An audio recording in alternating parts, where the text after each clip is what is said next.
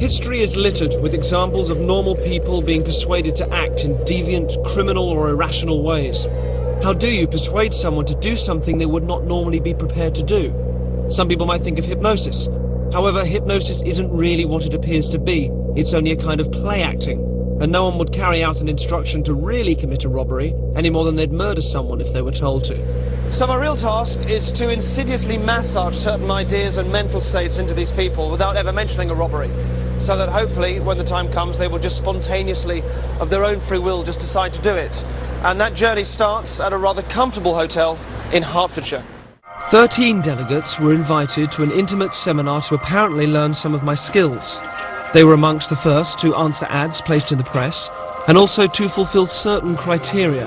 They had to be open, responsive types who I felt would respond reasonably to my techniques, have no criminal record, and fall into a typical middle management income bracket or above.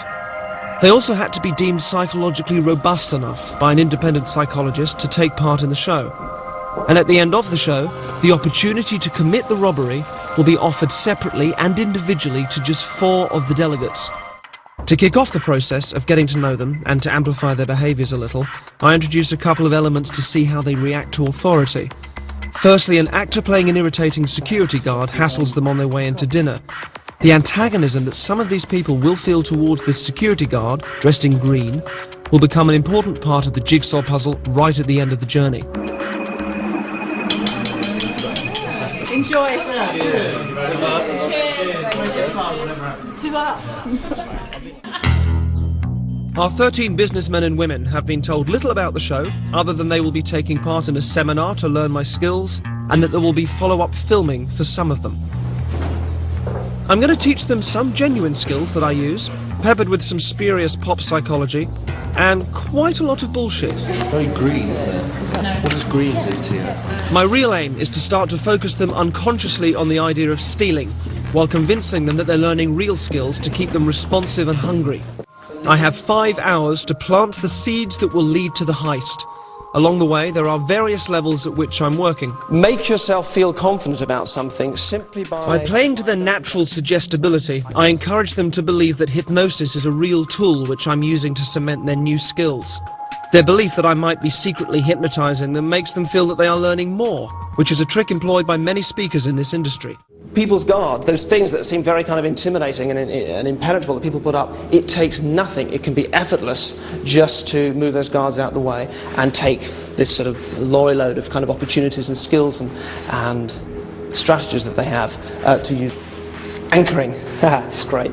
Anchoring is stealing an emotion, stealing a response. I introduced the idea of triggering emotional states.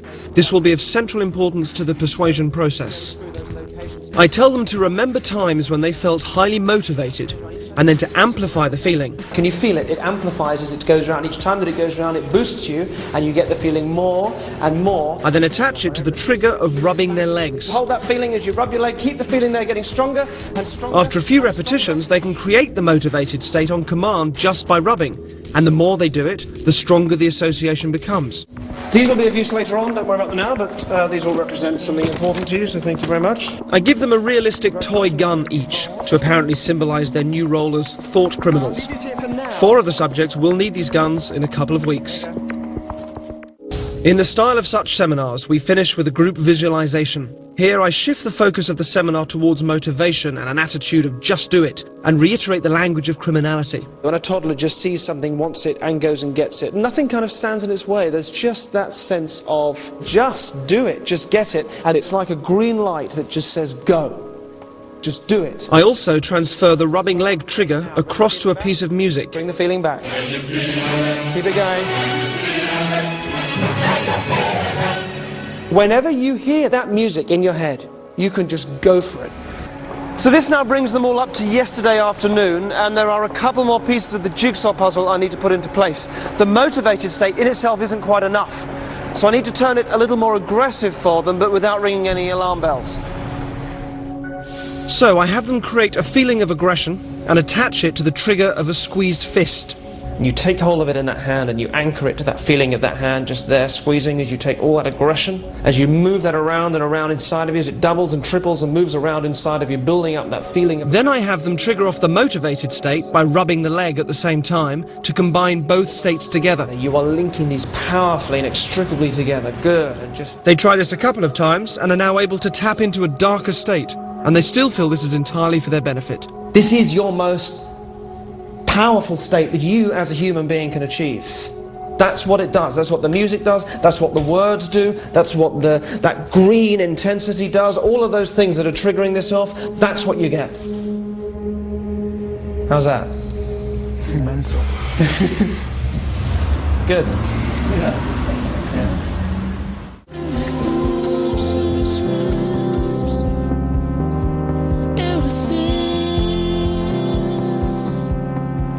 This whole area has been cordoned off from the public and is being supervised by the police. Our 4 subjects have been told to expect a phone call and that they'll have to travel into the City of London for a final motivational session. Hey, how you doing? It's Derren. Hello. Just about to pick you up. There's a car just around the corner that's going to come and get you, so if you can grab your stuff, and I will see you in a bit. I think the car's going to drop you just down the road, so you've got to walk up the last bit by yourself.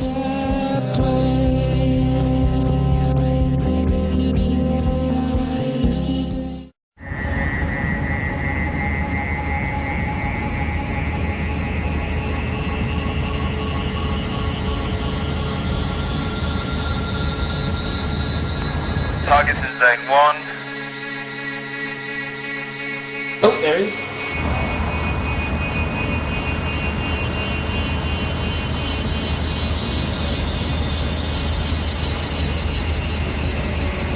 Stand by car. Go car. Cue music.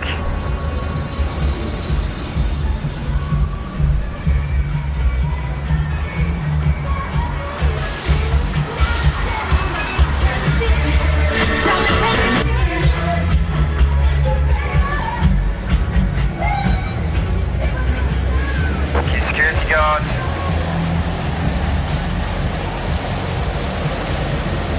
Excuse me, sir. Sorry to interrupt proceedings, but this is a hold-up. Get down on the floor. Get down on the floor. I think you should get on the floor. Don't she? Don't she? On the floor. On your front, on your front. Move on, car. On your front. Look forward, look forward. Tell you what, mate, you try anything and you're dead, alright? Go on in. Look forward, mate, or I'll fucking put it in your head. Look forward. Look forward. Okay, don't move. Hands on your head.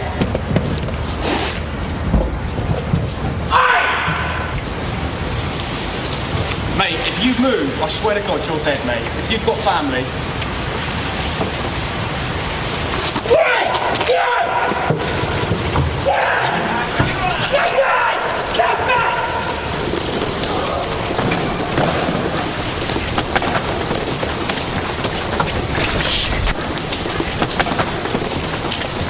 Danny. Just a second.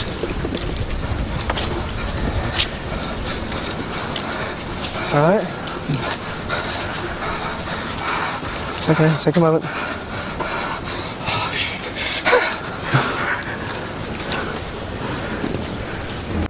Stand by security guard. Stand by security guard. Cue music.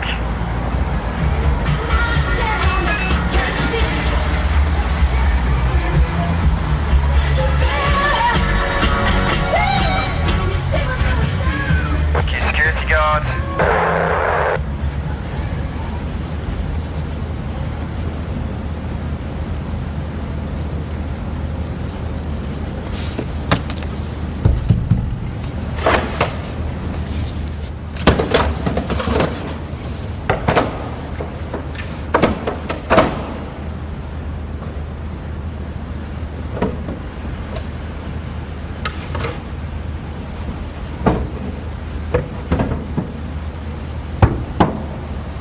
Ali! Ali!